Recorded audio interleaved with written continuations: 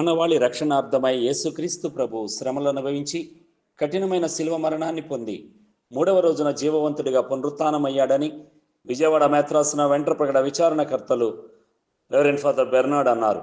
విభూతి బుధవారం నుండి పెద్ద శుక్రవారం వరకు 40 రోజుల పాటు ఉపవాస దీక్షను ఆచరిస్తూ విచారణలోని 13 గ్రామాలలో బహిరంగ పరిశుద్ధ శిలువయాత్రను భక్తి విశ్వాసంతో నిర్వహిస్తున్నామని, ఈ శిలువయాత్రలో విచారణలోని సుమారు 1000 మంది క్రైస్తవ విశ్వాసులు భక్తితో పాల్గొంటున్నారని ఫాదర్ బెర్నాడ్ తెలిపారు.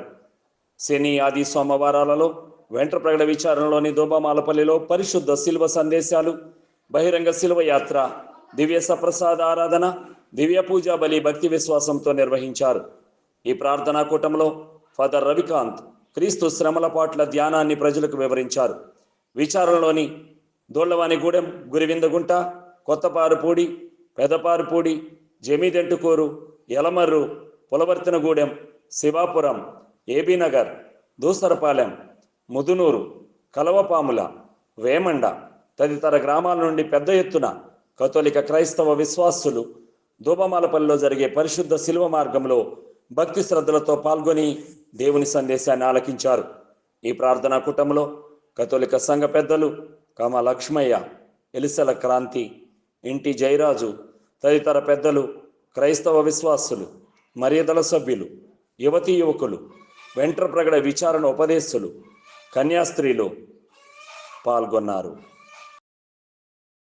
అటు ముందుకెళ్ళి 2 వరుసలలో మనం గ్రామంలో మనం తిరుగాడుతూ ఉండగా గౌరవప్రదంగా ఉండాలి. ఎవరు మాట్లాడొద్దు.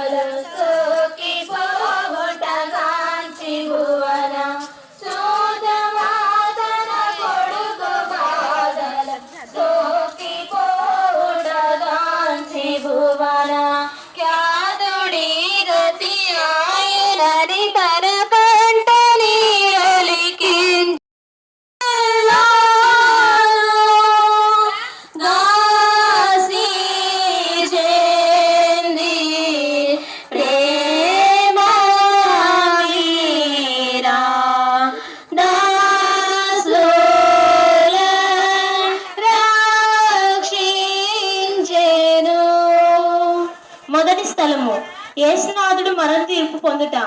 యేసుక్రీస్తు మిమ్మల్ని ఆరాధించి మీకు స్తోత్రం అని నా పాపముల కొరకు ఉత్తరింపుగా మీకు అప్పగించుచున్నాను. శిలువను మోసుకొని పోవటంలో మీరు అనుభవించిన పాటల ఫలమును చూచి నేను నిండు ఓర్పుతోను పూర్ణ పరిత్యాగంతోను నా శిలువను మోసుకొనుటకు నాకు కావలసిన సహాయం దయచేయమని మేము ప్రార్థించుచున్నాను స్వామి. పరలోకమందున మా యొక్క తండ్రి, మీ నామం పూజపడిగా మీ చిత్తం పరలోకమందు నెరవేరినట్లు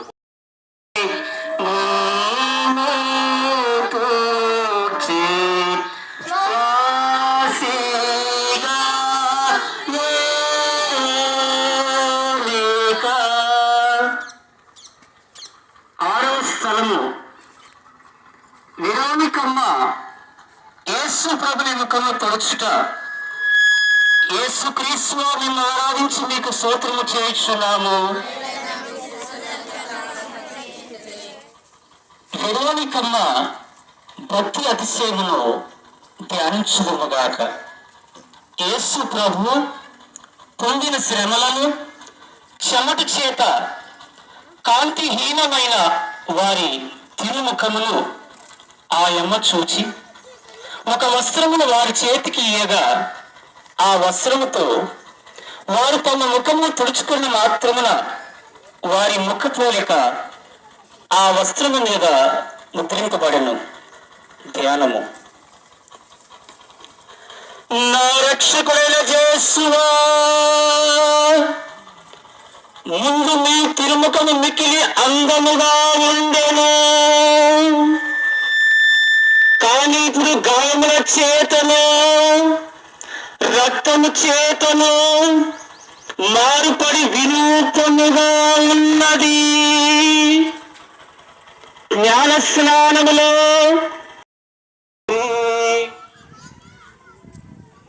ఏడవ స్థలము యేసుప్రభు రెండోసారి స్లేవ్ క్రింద బోర్లబడుట.